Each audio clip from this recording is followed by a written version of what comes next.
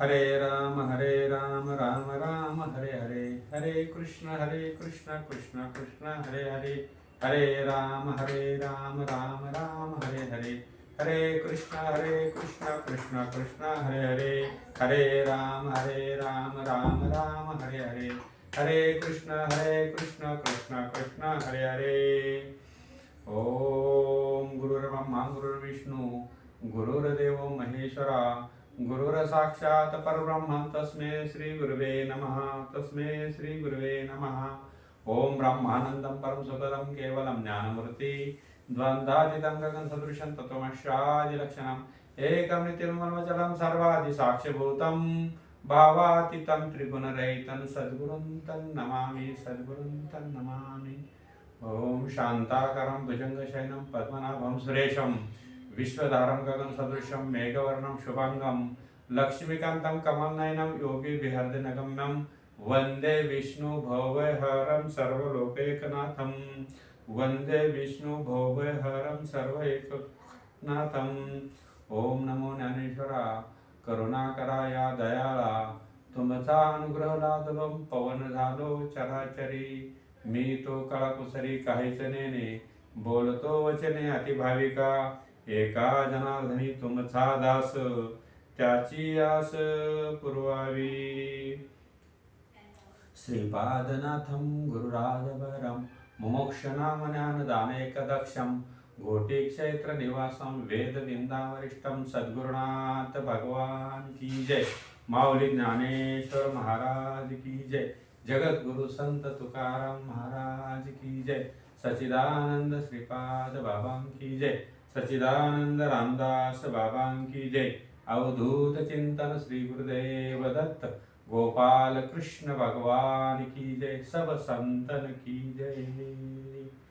नमिला गणपती माऊली Sharjah, आता गुरुराजा दंडवत.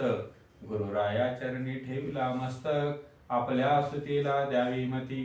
गुरुराया तुझ ऐसा नाही सका, आणि कृपा करुण रंका धरी हती. तुका म्हणे माता पिता गुरु बंधू, आणि तूच कृपा सिंधू पांडुरंग, तूच कृपा सिंधू पांडुरंग.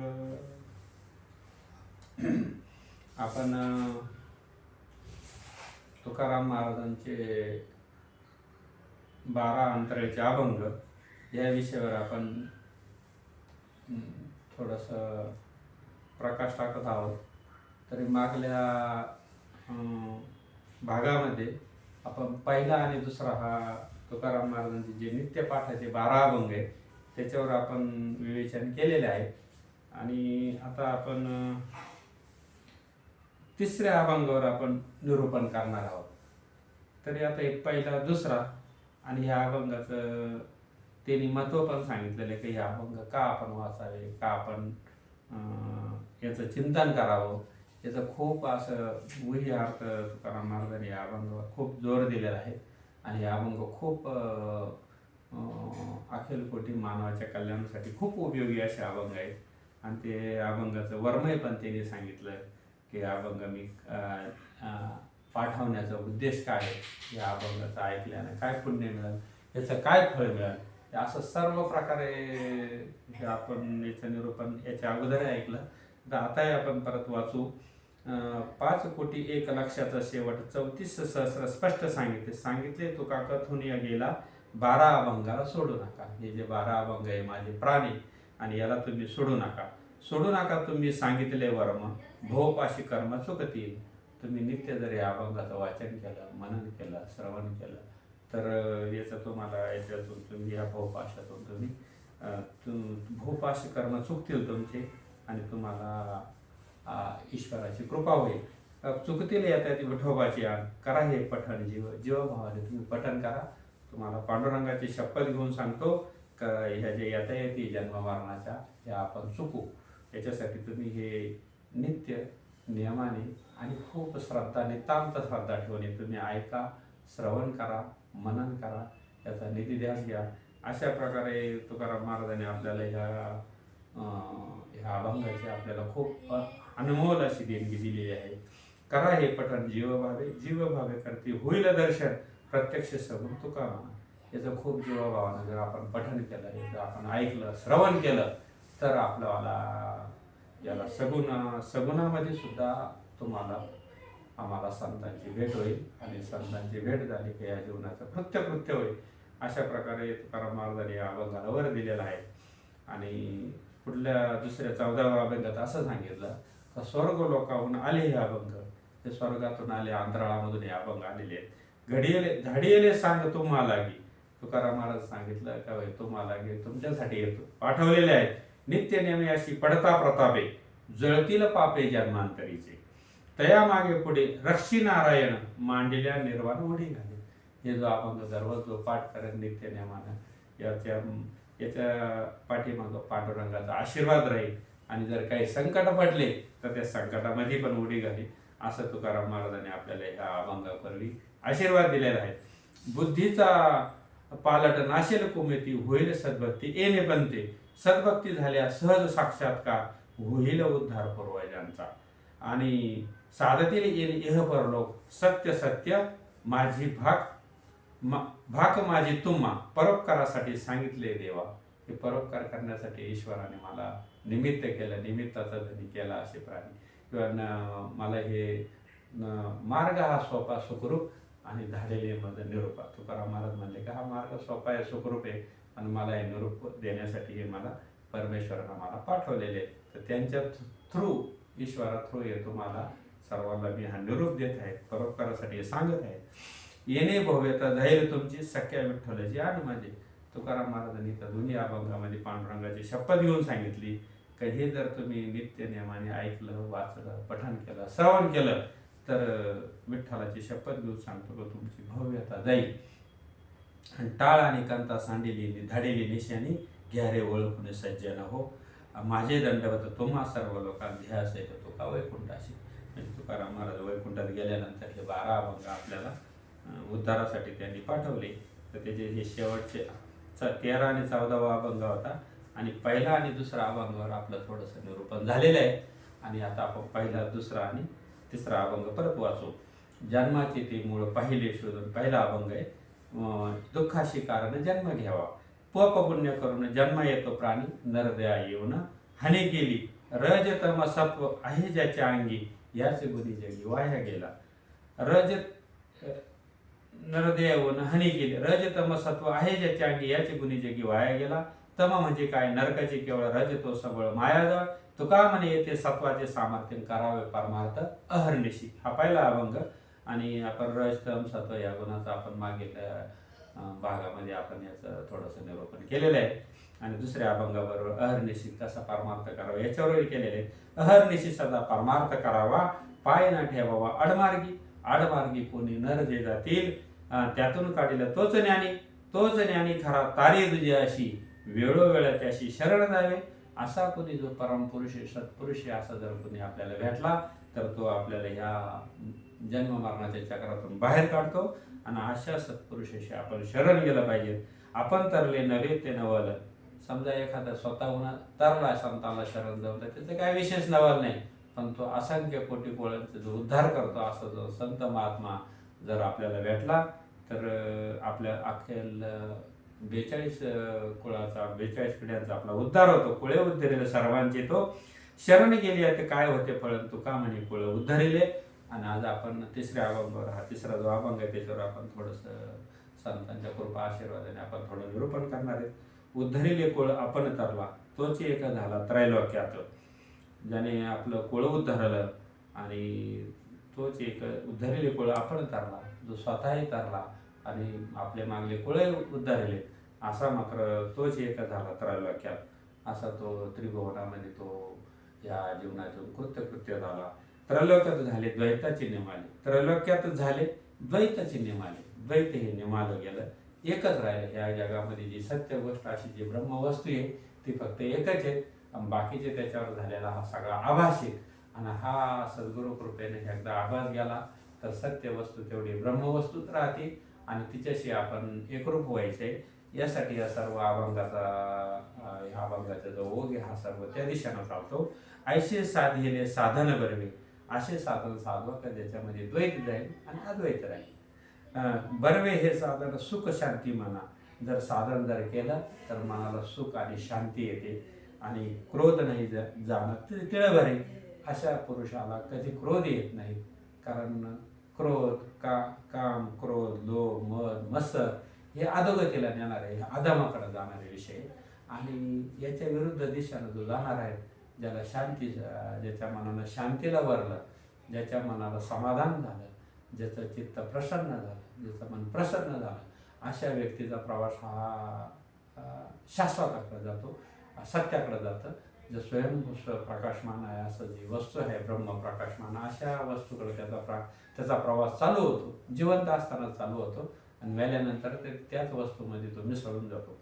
अशा प्रकारे हे संत तुकाराम महाराजांनी ह्या अभंगाचं निरूपण केलं. आणि ते निरूपण करत असताना त्यांनी एक शब्द सांगितलं की आयशे साधिले साधन बर्वे. असे तुम्ही जर साधन साधले तर बर्वे असं साधन जर साधलं तर आपल्याला शांती मिळते, क्रोध येणार नाही आणि अहंकार हा राहणार नाही. तिळभरी नाही चित्ताशी तो मळ, तुका म्हणे जळ गंगेची तीर. ज्याच्या चित्तास तिळभर सुद्धा मळ राहणार नाही, म्हणजे अहंकार राहणार नाही, संपूर्णपणे त्याचा अहंकार निघून जाईल. तर मी देह आहे असा अहंकार निघून जाईल आणि मी सर्वव्यापक असा जो परब्रह्म आहे त्याचाच मी एक अंश आहे. समुद्रामध्ये जसं एखादा एक थेंबामध्ये एक थेंब आहे म्हणजे तो समुद्रच आहे. कारण समुद्रामध्ये जे त्याच्यावाले जे घटक आहेत ते एका थेंबामध्ये ते असतात. म्हणजे अंशानं जो अंश रूपाने प्रत्येक जीव हा परब्रह्माचाच अंश आहे. पण ते जर साधन केलं तर त्याचं पृथक्करण होईल आणि त्याच्यासाठी साधन हे केलं पाहिजे. तर आता ह्या तिसऱ्या अभंगावर आपण थोडासा प्रकाश टाकू. आणि हे साधन करायचे तर मग साधन नेमकं काय आहे, साधन कशाला म्हणायचं. अशा प्रकारे जे साधू संतांनी जो प्रवास केलेला आहे तो प्रवास कोणत्या मार्गाने केला आणि आपण त्या मार्गाने गेल्यानंतर आपल्याला तेच अनुभव येईल का. ते जे रस्त्याने गेले त्याच रस्त्यानं आपणही गेलो तर आपल्याला पण तोच अनुभव येईल का. तर येईल. कारण आपण आपण ज्या मार्गाने जातो त्या मार्गाने जरी राजाही गेला आणि एखादी प्रजामधला भिकारी गेला तरी ते त्या रस्त्यानं जाणारे तो रस्त्याला असणारे येणारे जे अनुभव आहे ते दोघांना सारखेच येतात. फक्त त्याचं मन त्यावेळेस किती त्याच्याशी समरस झालेलं आहे आणि ते जे जाण्याचा जो मार्ग आहे, जो अविट असा जो मार्ग आहे, तो मार्ग कशा पद्धतीने आपल्याला मिळेल की तो मार्ग कोणता आहे आणि त्या मार्गाला साधू संतांनी कसे उपमा दिली आणि त्या मार्गाला जाण्यासाठी आपली जी बैठक आहे, मनाची जी अवस्था आहे ती कशी असली पाहिजे किंवा कशा प्रकारे तिकडं जाता येईल याच्यासाठी साधू संतांनी काही निर्देश केलेले आहेत. आणि त्या निर्देशाचा जर आपण बारकाईने विचार केला तर आपल्यालाही तो मार्ग सापडेल, आपल्यालाही ते साधन सापडेल, आपणही त्या साध्याकडे जाऊ. तर मग आपण ह्या नरदेवाला आलेलो आहे आणि त्या नरदेवाला आल्यानंतर एक तुकाराम महाराजांचा अभंग आहे का येऊन येणार देहा विचारावा सार, भजनी मार्गे धीर पै धरावा पै धीर भजनी मार्गे, चंचल चित्ताशी ठेवण्या ठाई संतांची या पाहिली व्हावी. का आपण ह्या नरदेवाला आल्यानंतर आपल्याला जे साधन मिळवायचे, जे साध्य करायचे, ते साध्य करण्यासाठी साधन पाहिजे. आपल्याला जर प्रवास करायचा असेल तर आपल्याला काहीतरी साधन पाहिजे आणि त्या मार्गाचा प्रवास करायचा, शाश्वताचा मार्गाचा प्रवास करायचा, सत्याचा मार्गाचा प्रवास करायचा आहे. तर त्या प्रवासासाठी काहीतरी आपल्याला साधन हवं, तेव्हा आपण त्या साध्यापर्यंत जाऊ. अशी दोन रूपक आहे परमार्थामध्ये. तर मग काय करायला पाहिजे, तर मग तुम्ही तुमचं चित्त हे असं तिकडं जाण्यासाठी आपल्याला ओढ लागली पाहिजे. आणि ती ओढ कशी आहे का भाव तयार झाला पाहिजे आपल्याला का खरोखरच आपल्याला ह्या जगामध्ये अशी एक शाश्वत वस्तू आहे आणि ती वस्तू आपल्याला, त्या वस्तूचा आपल्याला अंगीकार करायचा आहे, ती वस्तू आपल्याला मिळवायची, ती वस्तू खरंच आपल्याला मिळेल काय. अशा काही गोष्टीचा आपण अंतरंगामध्ये खूप विचार जर केला, बारकाव्यानं अभ्यास केला का या जगात सत्य काय आहे, शाश्वत काय, अशाश्वत काय, असं जर आपण थोडंसं पृथक्करण केलं आपल्या बुद्धीच्या योगानं तर आपल्याला काही गोष्टीचा अनुभव येईल का आपण आजाण्याला पंजा गेला देखत देखत बाप म्हसणाऱ्याला आजा नातू पण तूही त्याच मार्गे गेला. हे सगळे मेलेत पण हे नेमकं आले कुठून, हे गेले कुठं, कशाला आले होते, यांचा धर्म काय होता, यांना तो धर्म सापडला का, याला ह्या देहाला येऊन त्यांचं खरंच सार्थक झालं का, ते काही कृत्य झालं असं काही त्यांच्याकडं आहे का, काही तिने आपल्याला सांगितलं का? नाही सांगितलं, कारण त्याला ते प्राप्त झालं नाही. आणि जे साधू संतांना प्राप्त झालं त्याने आपल्याला मार्गदर्शन करून ठेवलं. तर त्या मार्गदर्शनाच्या आधारे आपण जर गेलो तर आपल्यालाही काहीतरी एखादा त्याचा अनुभव येईल आणि आपल्यालाही त्या जीवनात आलेचं आपल्याला पूर्णपणे समाधान मिळेल. अशा प्रकारे साधू संतांनी एक साधन सांगितलेले आहे. त्याचं साधन काय म्हणते ते, भावाचा पैधा भाव धरा नाव निश्चय तेने भोगदेश दडी. नामा परते जगी साधन सोपे नाही. म्हणजे ईश्वराचं जे नाम आहे, त्या परब्रह्माचं जे नाम आहे, त्या सर्व व्यापकता असं एक नाम आहे, तर त्या नामाच्या ओघाने त्या नामासारखं सोपं साधन नाही. आणि ते साधन घेतल्यानंतर ते आवडीने गाई सर्व काळ ते सतत तो आवडीला गा. त्याच्यासाठी जर आपण गुरु केलेला नसेल तर आपल्याला जे आवडते, जी देवता आवडते, तर आपल्या हिंदू धर्मामध्ये 5 देवता प्रमुख सांगितलेल्या आहेत. तर पहिली देवता आहे आपली सूर्यदेवता, त्याच्यानंतर श्री गणेश, त्याच्यानंतर भगवान शंकर, त्याच्यानंतर भगवान विष्णू आणि जगदंबा, अशा ह्या 5 देवता आपल्या प्रमुख सांगितलेल्या आहेत. तर ह्या प्रमुख देवतापैकी आपल्याला कोणत्याही एखाद्या देवताचं आपल्याला नाम जे आवडतं, नाव आवडतं, ते आपण वैखरीवाणीने घेतलं पाहिजे आणि ते सतत घेतलं पाहिजे. बसता उठता हरी बोला, बसता हरी बोला, उठता हरी बोला, करता सर्व कार्य करता हरी बोला.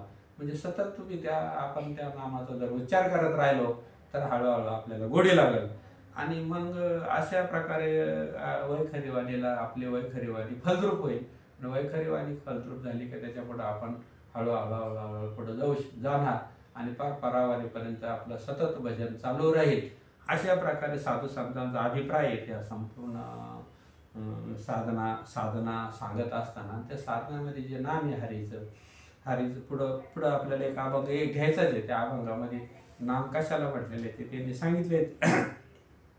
परंतु नाम हे साधन संपूर्ण ईश्वराला, देवताला खूप प्रिय आहे.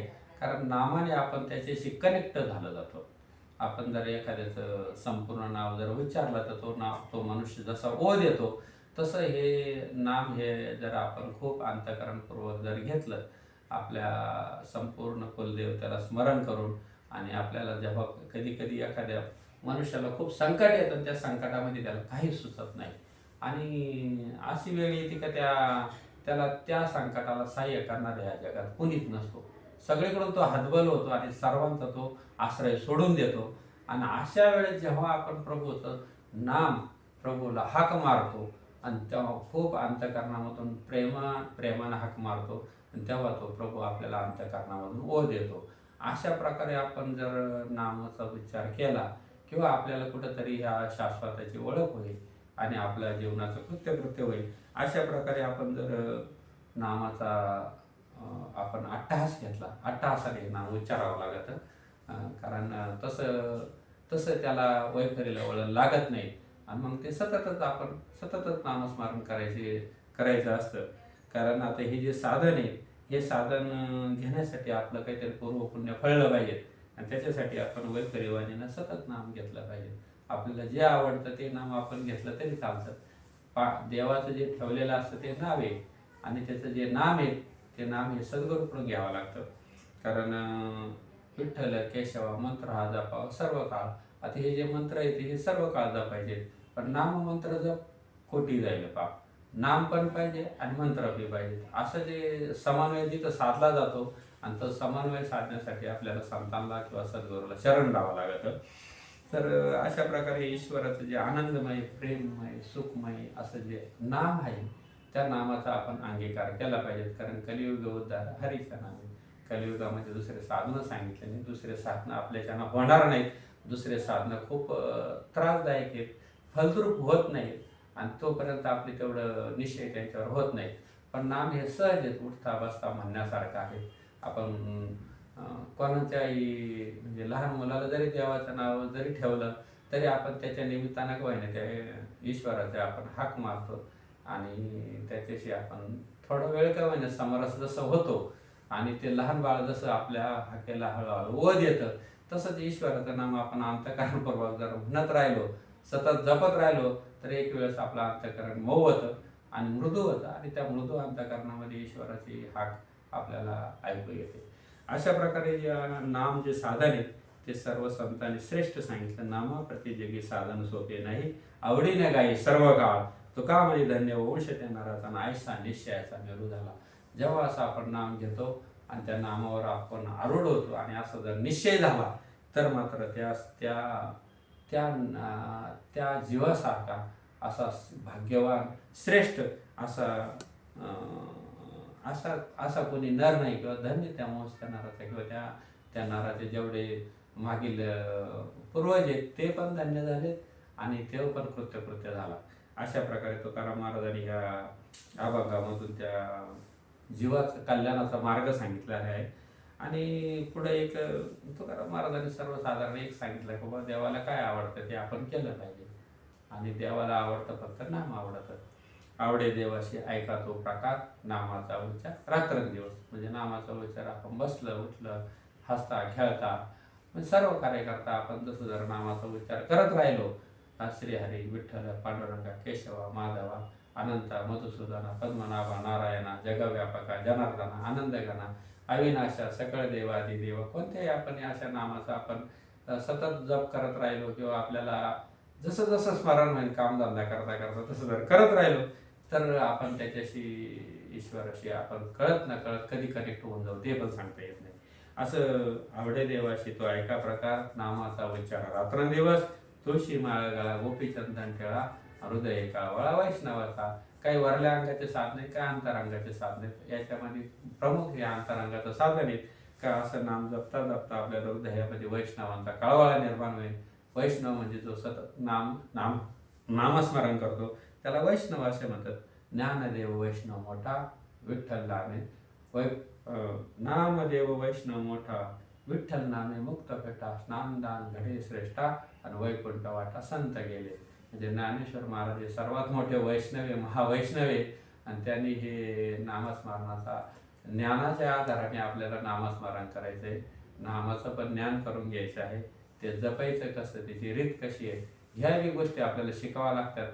जसं लग्नामध्ये रीतीभाती असतात तसं परमार्थामध्ये बी काही रीतीभाती असतात आणि त्या रीतीभाती जाणून घेण्यासाठी आपल्याला संतांचा समागम किंवा संत सज्जनांचं मार्गदर्शन घ्यावं लागतं. त्यांच्याजवळ जाऊन बसावं लागतं तेव्हा आपल्याला त्याच्यामध्ये रीती कळतात.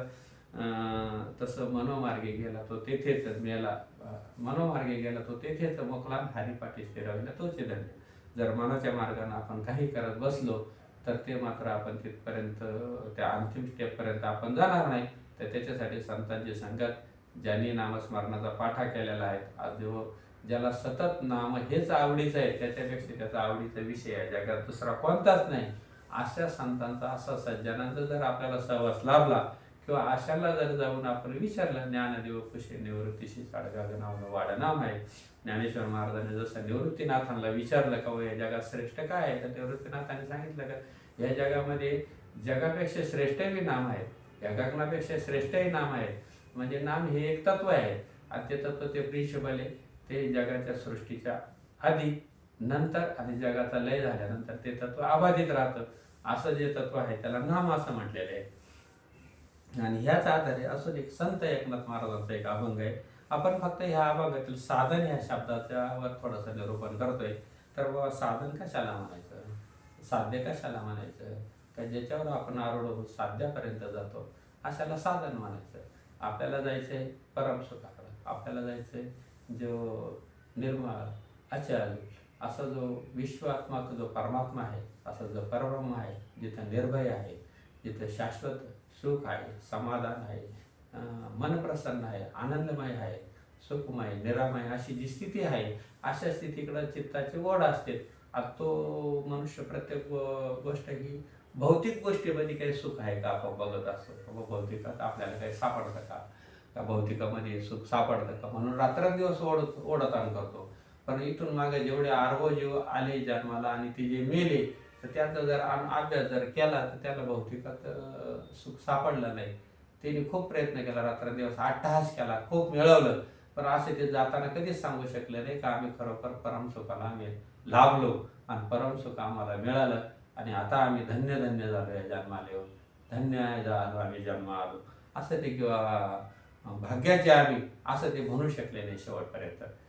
तर त्यासाठी मग साधू संतांनी हा मार्ग अवलंबलेला आहे. साधू संतांना जनमानसाचं दुःखही माहिती आहे आणि त्याच्यावर उपाय पण माहिती आहे, म्हणून त्यांच्या मार्गाचा अवलंबन करायचं आहे. त्यांना आजार नेमकं माहिती आहे आणि त्या आजारावर औषध काय ते पण माहिती आहे.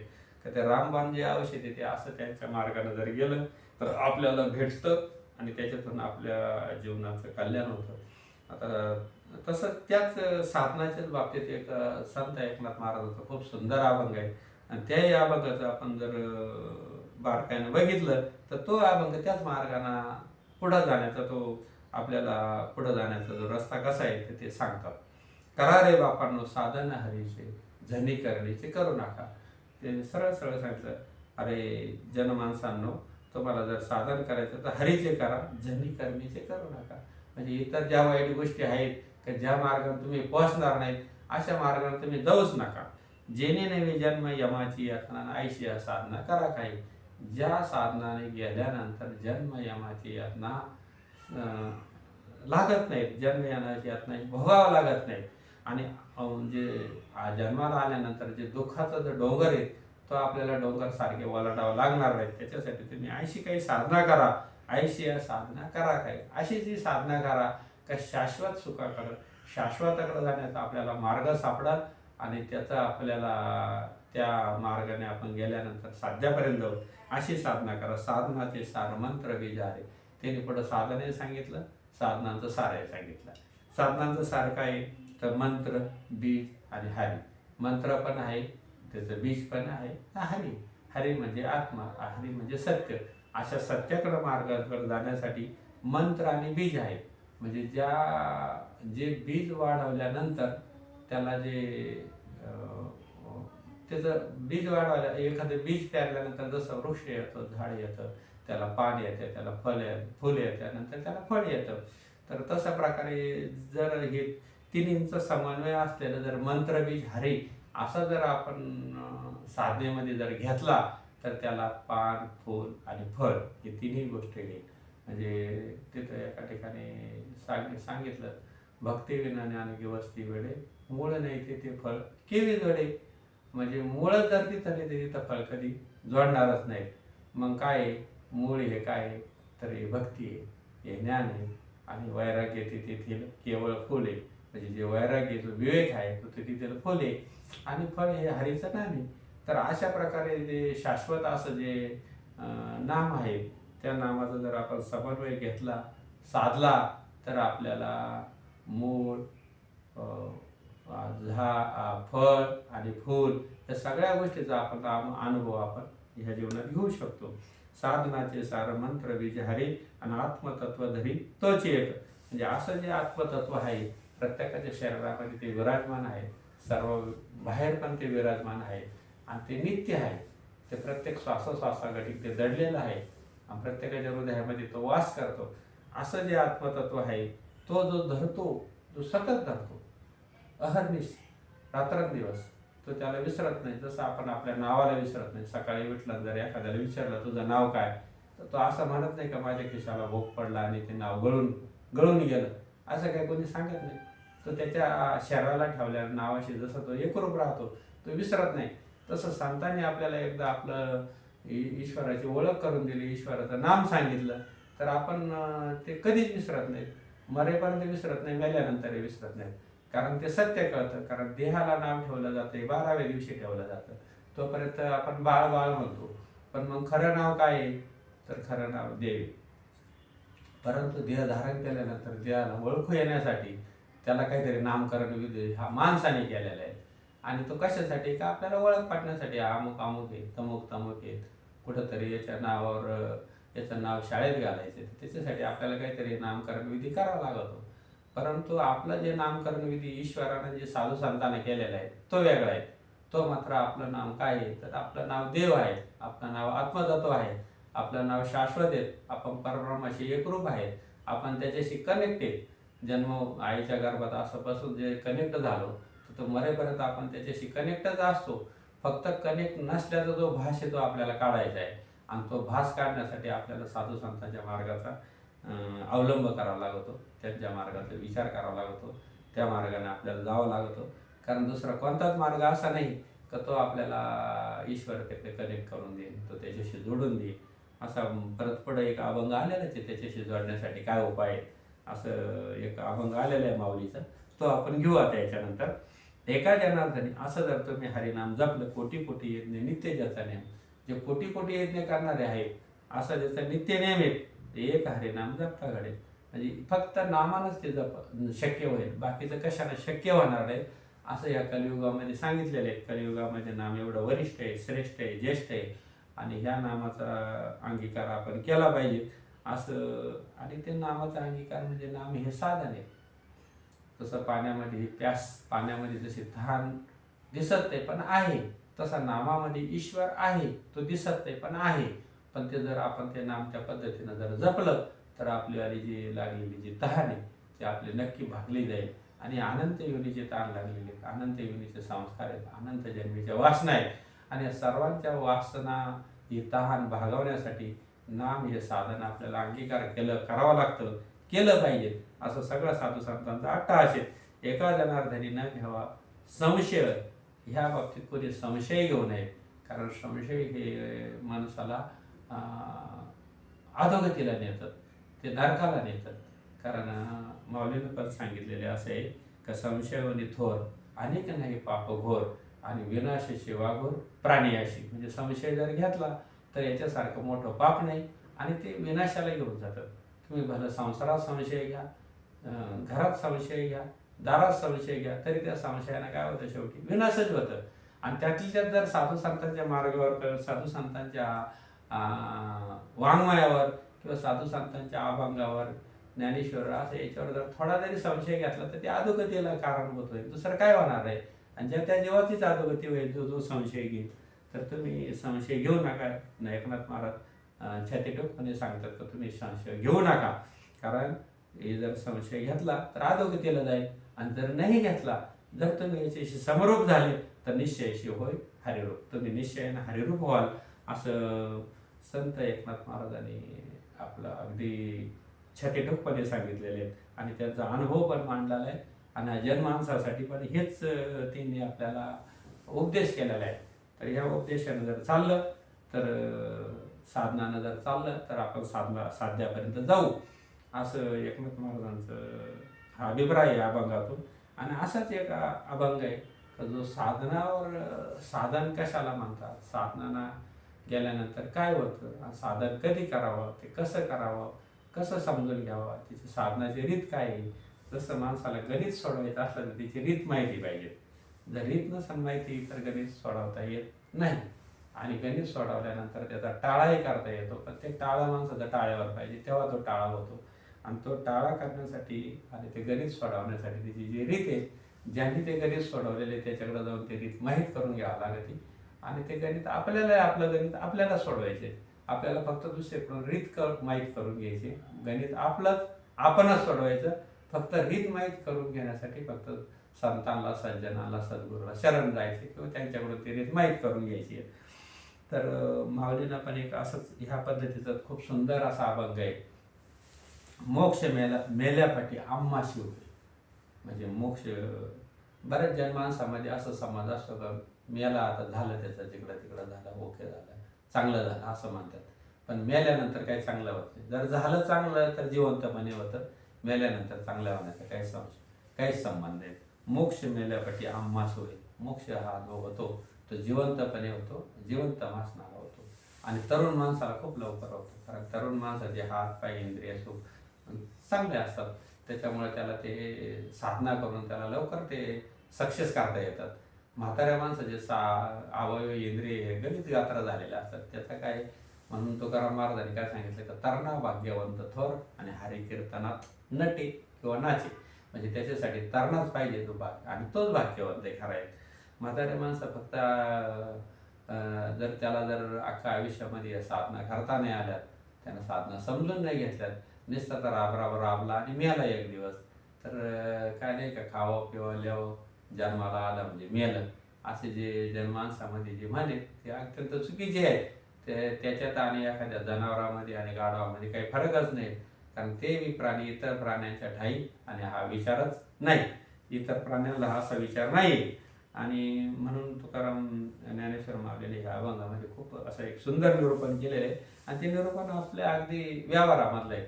म्हणजे आपण व्यवहारामध्ये कुणीही हे उपयोगात आणू शकतं, किंवा आपल्याला माहीत पण आहे का दीप गेल्यावर कैसाजी प्रकार. घरामध्ये जर दिवा विजला तर घरामध्ये रात्रीचा दिवा विजला तर घरात सगळा अंधार होतो. आणि तेव्हा आपण काही झाकापाक किंवा झाकाझाक करायला गेलो तर ते सगळं उलटं पालटं होईल, त्याचा काय उपयोग होणार नाही, उलट त्याचा त्रास होईल. कारण मेल्यानंतर काही तसं माणसं एकदा मेल्यानंतर त्याला काहीच करता येणार नाही. पण जोवर देह आहे तोवर साधन, जोपर्यंत धष्टपुष्ट देह आहे तोपर्यंत साधन केलं पाहिजे. करून याने आणि सिद्ध करा. जोवरी देह आहे तोवरी साधन, तोपर्यंतच ही साधना करता येते. आणि त्याच्यासाठी जे साधन येतं ते आपला जो देह आहे, आणि देहाच्या मार्फत आपल्याला हे नाम साधना करता येते. करून या ज्ञान सिद्ध करा. ग्रह दग्ध न होता शिंपी जे उदक. म्हणजे आपल्याला माहिती, जर एखाद्याचं घर जळायला लागलं ना, अख्खं जळून झाल्यानंतर पाणी शिंपायला लागलं तर त्या पाणी शिंपडण्याचा काय उपयोग नाही. त्याचा घराचा कोळसा झाला ना, आता तो पाणी शिंपवतो. म्हणजे ग्रह दग्ध न, तसं आपलं हे शरीर आहे, 60-70 वर्षाचं आयुष्य आहे, आणि अगदीच ते पार आता ते मरायला टेकलं ना, आता नंतर तो जागा झाला तर त्याचा काय उपयोग होणार नाही. त्याच्यासाठी तो योग्य वेळेस जागा झाला पाहिजे. ग्रह दग्ध न होता शिंपी जे उदक, शेकी तो निष्ठंग काय केले. कोळशावर पाणी मारून तो काय करतो तो आता. का तुझं आता देह संपून गेला तुझं, आता तू परलोकाची यात्रेला लागला, आणि आता मात्र जर तुला काही थोडंसं वाटायला लागलं का आता मला मोक्ष कसा मिळाला, तर नंतर तुझे जे इंद्रिय तुला साथ देणार नाही. त्याच्यासाठी ग्रह दग्ध न होता शिंपी जे उदक, तो शेकी तो निष्ठंग काय केले. म्हणून चांगला जोपर्यंत देह आहे, देह दिला गोरा गोमटा भजना, आणि तोच झाला फाटा बाधिक. एखाद्याला खूप चांगला देह, एखादी खूप स्त्री सुंदर आहे दिसायला, पण ती सारखीच आरशा पुढे जाऊन बसलेली आहे, तर तिनं काय केला, तो चांगला सुंदर देहाचा का उपयोग केला का फक्त तिनं नटण्यासाठी केला किंवा दुसऱ्याला दाखवण्यासाठी केला. पण आतमध्ये जे आत्मतत्व आहे, जे असं प्रकाशमय तत्व आहे, त्या तत्वाचा तिनं कधी विचारच नाही केला. फक्त मंदिराला तर रंगवटी केली, आणि आतमध्ये जो आत्मतत्व नावाचा जो मूर्ती आहे, त्या मूर्तीची प्राणप्रतिष्ठा केलीच नाही. तिची ती मूर्ती भंगून गेली, तिला कधी रंगवलीच नाही. तर तसं करून उपयोग नाही, असं साधू संतांचा अभिप्राय आहे सर्वांचा. तर आहे त्याच्यासाठी काय म्हणतात माऊली पुढं, आहे मी हा कोण करावा विचार, म्हणे ज्ञानेश्वर निवृत्तीचा. मी कोण आहे, आणि हा विचार आपण नित्यांत केला पाहिजे. आणि त्यासाठी आपल्याला बुद्धी दिलेली आहे, मन दिलेलं आहे. तर त्या बुद्धीनं आपण तर्कानं हा विचार केला पाहिजे. आणि तो विचार केल्यानंतर आपल्याला चांगला विचार जर केला, आमच्या बाबांचं जे महावाक्य होतं का चांगला विचार केला तर ती वस्तू तुम्ही आहात, आणि त्या वस्तूची आपण समरस होऊ, असं त्यांचं एक गुरुकिल्ली होती. आणि त्या मार्गाने आपण जर गेलो तर नाम ह्या मार्गाने आपण जर गेलो तर आपल्यालाही त्या गोष्टीची ओळख होईल. आणि परत एक संत एकनाथ महाराजांचं याला जोडून एक अभंग आहे का बाबा, आपण म्हणा का आपल्या मनानंच आपण नाम उच्चार करू. वैखरीव आणि फलद्रूप होण्यासाठी आपण नावाचा उच्चार करायचा. विठ्ठला, केशवा, मंत्रा जपावा, किंवा कृष्ण, विष्णू, हरी, गोविंद, गोपाळ, मार्गा, प्रांजळ, वैकुंठीचा, किंवा असे जे उच्चार आहेत ते उच्चार सतत उच्चार केल्यानंतर आपलाच आत्मा आपल्यावर कृपा करेल, आपलीच अंतःकरण आपल्यावर कृपा करेल. याच्यासाठी आपण ह्या नावाचा उच्चार करावा लागतो. आणि त्या नावाचा उच्चार करता जेव्हा आत्म्याचीच कृपा आपल्यावर होती, एक ग्रंथाची कृपा होती, आत्म्याची होती, संतांची होती, तर अशी याच्यापैकी कोणतीही एक कृपा झाली तर आपल्याला उद्धारापर्यंत घेऊन जाते. म्हणून आपण वाङ्मयावर श्रद्धा ठेवली पाहिजे, संतावर श्रद्धा ठेवली पाहिजे, आणि आपण आपल्या अंतःकरणात असलेल्या ईश्वरावरही श्रद्धा ठेवली पाहिजे का आतमध्ये कोणीतरी आहे. आणि जो त्याच्या सत्यानं आपण मरेपर्यंत जगत असतो, मी माझं असं म्हणत असतो, मी माझं किंवा आपल्या शरीरामध्ये जे टेम्परेचर आहे ते कोणाच्या सत्य नाही, आपण बोलतोय हे कोणाच्या सत्य नाही, किंवा आपण जे बोलतो ते शब्द दिसत्या का, तर शब्द दिसत नाही पण त्याचा परिणाम आहे. जर आपण एखाद्याला शिवी घातली तर त्याचा लई परिणाम, झगडा होतो, भांडणं होत्या, मारामाऱ्या होत्या, त्याचा परिणाम आहे. तसंच आहे, ईश्वर दिसत नाही, नाम हे सूक्ष्म आहे, दिसत नाही पण त्याचा परिणाम आहे. तर ते जर विशिष्ट पद्धतीनं आपण जर घेतलं तर त्याचा परिणाम आपल्याला आजही भेटेल, आजही मिळेल. आणि जे साधू संतांना जे प्राप्त झालं ते आपल्यालाही प्राप्त होईल, आपल्यासारख्या जीवाला होईल. म्हणून संता वाचून नाम नाही हाता, साधने साधिते कोटी गुणे. म्हणून एकनाथ महाराज म्हणले तर संताशिवाय नाम हातात येणार नाही.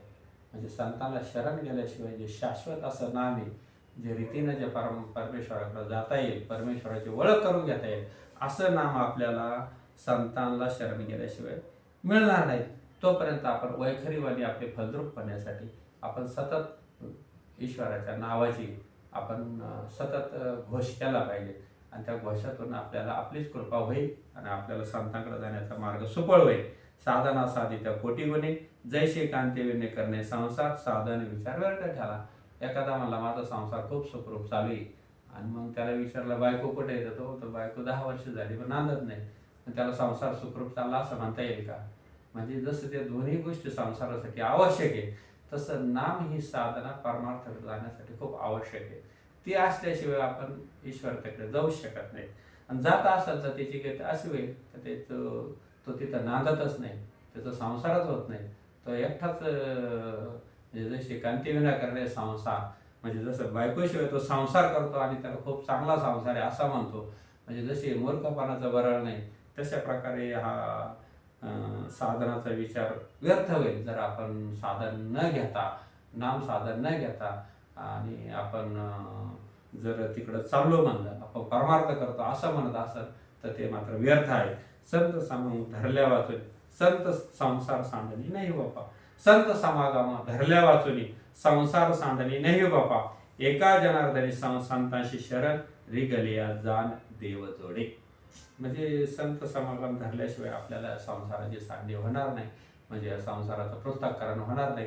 आपण कशाला आलो, कशासाठी आलो, आणि जे ॲनालिसिस असतं, जे जे सायंटिस्ट लोकांनी खूप खूप मोठ्या मोठ्या गोष्टीचं ॲनालिसिस केलं आणि ते सिद्ध करून दाखवलं की ह्या भौतिक गोष्टीपासून असं शाश्वत गोष्ट तयार होती आणि ही जनसामान्यासाठी फायद्याची आहे. असे जेवढे जेवढे शोध लागले तर त्यांनी ते एक ॲनालिसिस केलं.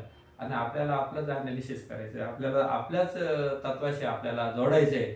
आणि ते हे जोडायचं असेल तर एका जनार्दनी संताचे शरण, रिगलिया जाण देव जोडे. त्याच्याशिवाय आपण देवाला जोडू शकत नाही. संतांना, सज्जनाला, सद्गुरू वाचून सापडेना सोय, धरावे ते पाय आधी आधी. म्हणजे अशा प्रकारे आपण संतांना शरण गेलं पाहिजे आणि त्यांच्याशी आपण आपला जो देव आहे त्याच्याशी आपण जोडलं गेलं पाहिजे. असं आपण याच्या तिसऱ्या अभंगाचं निरूपण करताना साधन ह्या शब्दाशी निगडीत असलेला आपण अभंगाचा विचार केला आणि थोडंसं माझ्या अल्पबुद्धीप्रमाणे आपण हा विचार मांडण्याचा प्रयत्न केला.